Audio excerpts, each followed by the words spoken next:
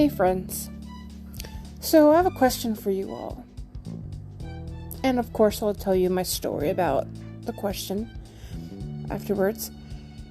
Would you want to know something very important about your future, but you won't ever know exactly how to find it or where to look? You just know X is going to happen, and you don't know what time frame, you don't know where you need to be, you don't know how you're going to find that X. What do you think you would do with that information? Or would you not want that information? So, in my Soul Sister group that I've been in for almost 2 years now, I believe, there's various strengths each of us has, and we can also kind of feed off of each other's energy, which is really exciting when we're together, like on Zoom. And some of us, are still very doubtful of what our gifts are and, what we're sensitive to, but there's just so much growth. And even though we don't have group meets as much as we used to, we still keep in touch, and the love is very abundant. But a couple years ago, we were in a group call, and one of the more advanced channelers tapped into some guide of mine. I don't know exactly. It doesn't really matter how many. Actually, there's 4 of them. I remember that now. That had been trying to tell me to get prepared for some changes in my future, and that my mind was racing too much, that it just seemed like whispers when they're trying to talk to me. And so this woman graciously became a channel for my guides to talk to me. And I'm not asking anybody to believe any of this. I'm just telling you my story.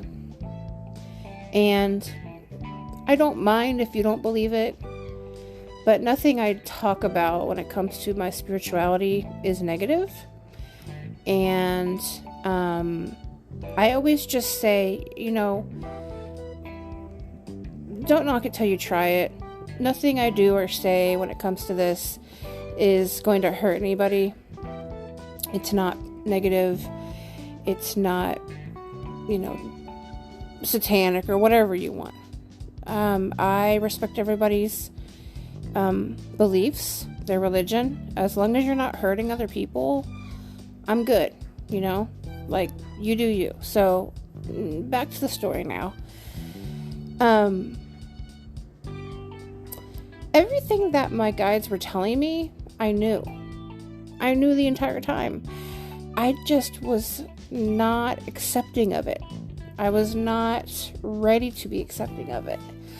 And it's partially what led me, if not fully what led me, to make this drastic change in my life, by moving, over 1,200 miles away from my friends and family and getting uncomfortable, because my comfort zone was never comfortable in the first place.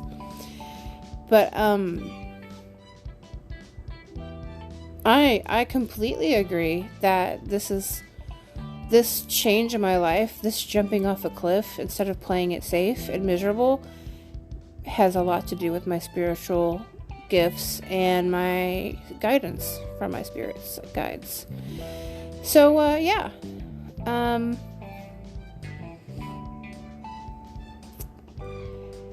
I was told some pretty important information about my situation in my life, and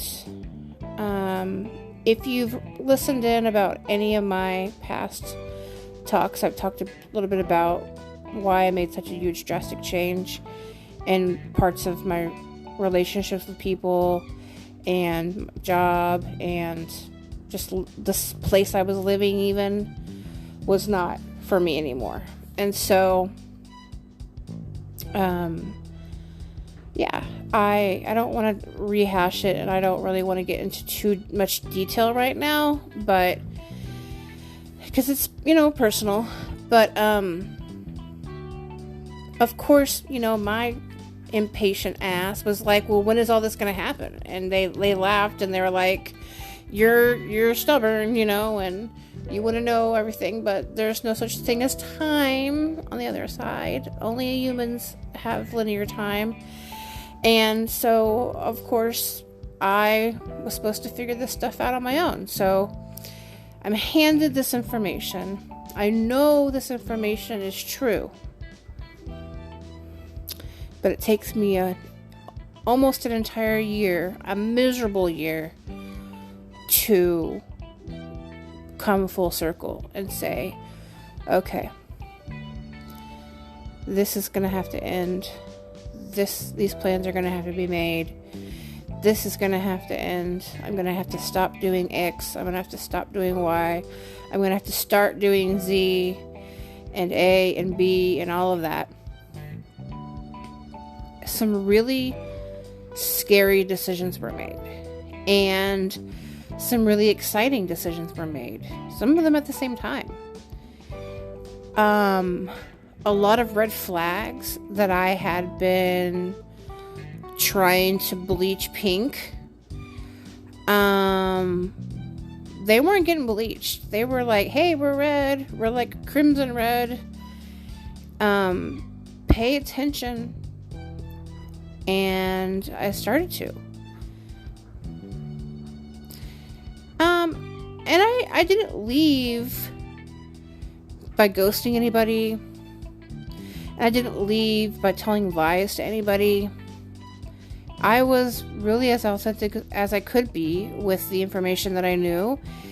And I don't know everything.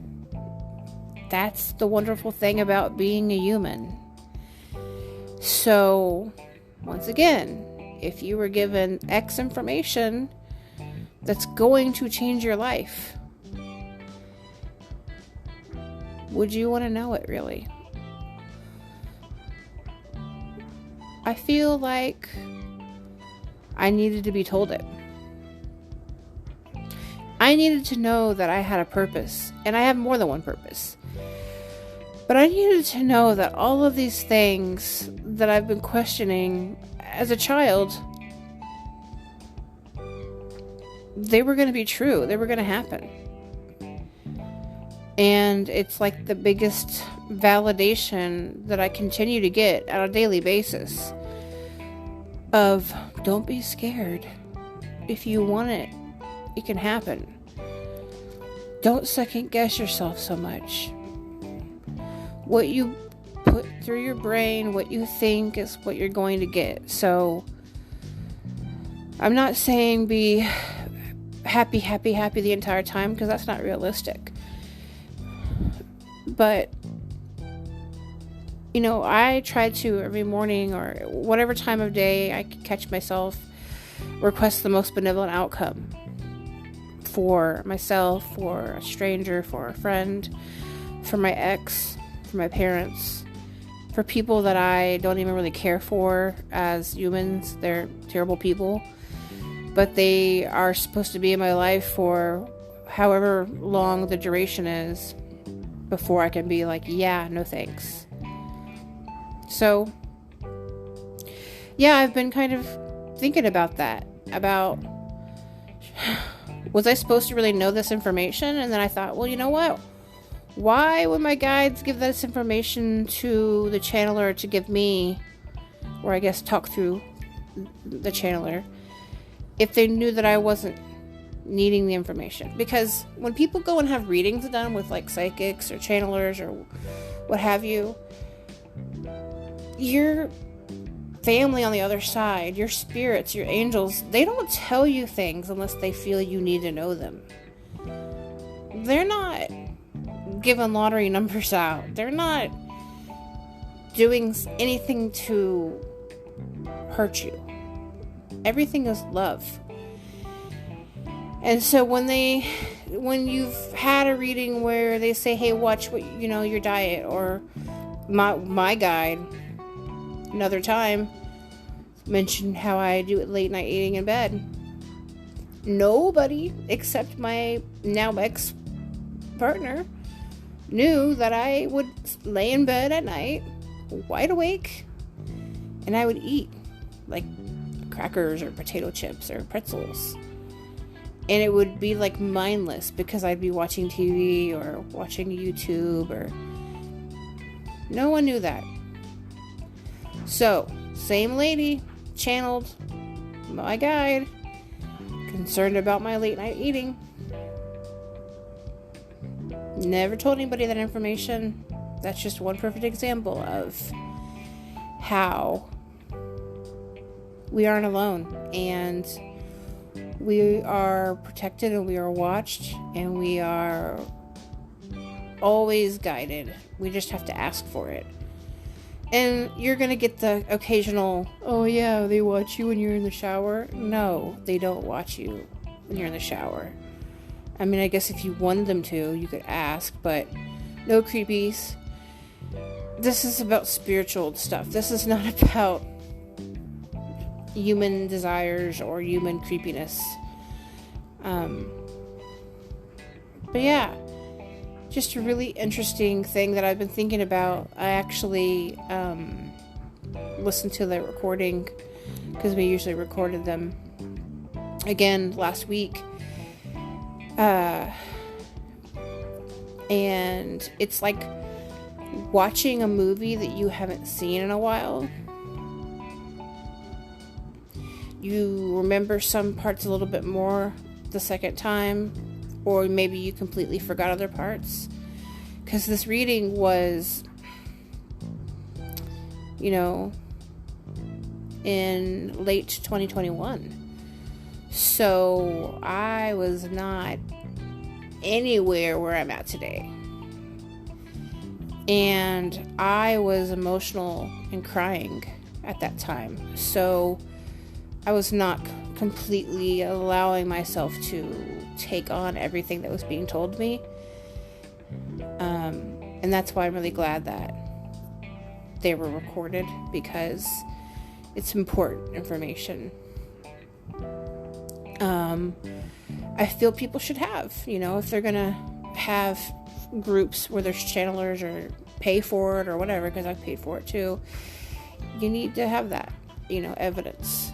And so that's the great thing about, living in this world right now, is technology.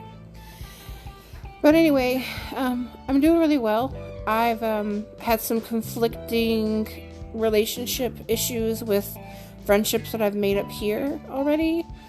But I feel that I have been mature about it, and I've had to make some choices about, not falling back into old ways with lack of boundaries. And mental health is super important. I have a therapist, and she's awesome, and I found her through my spiritual group too, through guidance. So, I mean, I don't like saying cha-ching, cha-ching, cha-ching, because this is not about money. This is about abundance, though.